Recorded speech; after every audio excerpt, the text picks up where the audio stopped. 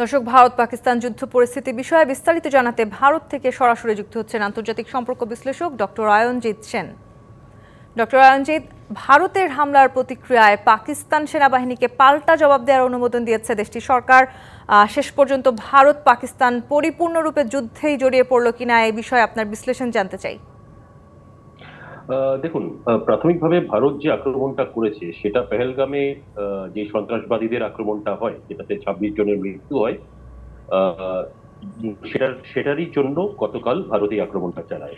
এখন পাকিস্তান তারা ভাবছে হয়তো তারা চেষ্টা করবে আবার অ্যাটাক করার জন্য ভারতের এগেনস্টে, কিন্তু এখানে একটা জিনিস মাথায় রাখতে হবে যে ভারত কিন্তু বসে নেই, এবং যেরকম ভাবে অপারেশন সিঁদুরটাকে যেভাবে বাস্তবিত করা হয়েছে এবং যেরকম ভাবে সাফল্য পেয়েছে ভারত এই পার্টিকুলার অপারেশনে, আমি বলবো যে এরপরে পাকিস্তান অনেক কিছু চেষ্টা করতে পারে। তবে পাকিস্তানের প্রধানমন্ত্রী শাহবাজ শরীফের একটা খুব মজার কথা, যে উনি বললেন যে রাতের অন্ধকারে অ্যাটাকটা করেছে। তবে একটা জিনিস উনি হয়তো ভুলে গেছেন, যে পৃথিবীতে সব সব যে বড় লড়াইগুলো সবকটা কিন্তু দিনে শুরু হয়নি, অনেকগুলো কিন্তু রাত্রেই শুরু হয়েছে।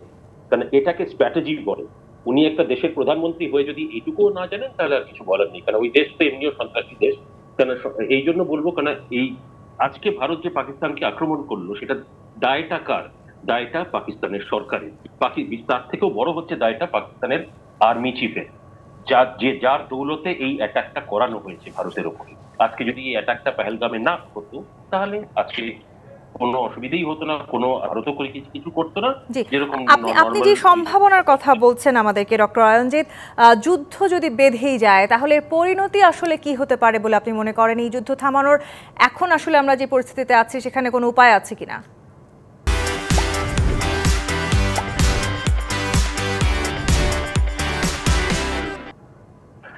দেখুন, এটা ডিপেন্ড করে কিরকম ভাবে অগ্রসর হয় এই যুদ্ধ।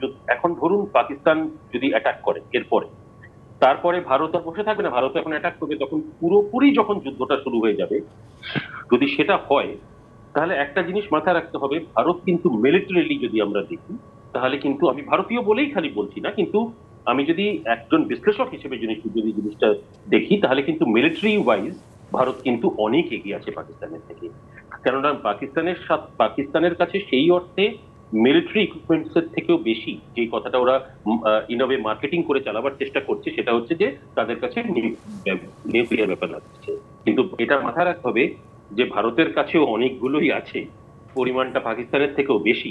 তবে ভারতের একটা পলিসি আছে যে আমরা প্রথমে কখনো নিউক্লিয়ার ওয়েপন ইউজ করবো না, কিন্তু পাকিস্তানের সেটা নেই।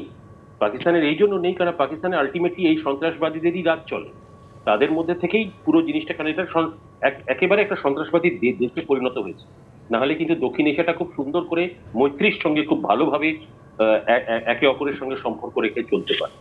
কিন্তু এটা আজকের কথা নয়, এর থেকে মানে 50 বছর 60 বছর আগেও এইভাবেই জিনিসটা শুরু হয়েছে। সুতরাং পাকিস্তান ভারত মানে এটা আগের থেকেই আছে। তবে এবার যদি যুদ্ধ কোনোভাবে যদি যুদ্ধ লাগে, তাহলে কিন্তু আমি যদি পিওর মিলিটারিলি দেখি, তাহলে কিন্তু ভারত এগিয়ে আছে, এর মধ্যে নিঃসন্দেহে আমি এটা বলবো। ধন্যবাদ আপনাকে ডক্টর অয়নজিৎ, ডিবিসিকে সময় দেওয়ার জন্য। দর্শক, ভারত পাকিস্তানের যে যুদ্ধের দামামা বাজছে সে বিষয়ে বিস্তারিত জানাচ্ছিলেন আন্তর্জাতিক সম্পর্ক বিশ্লেষক ডক্টর অয়নজিৎ সেন।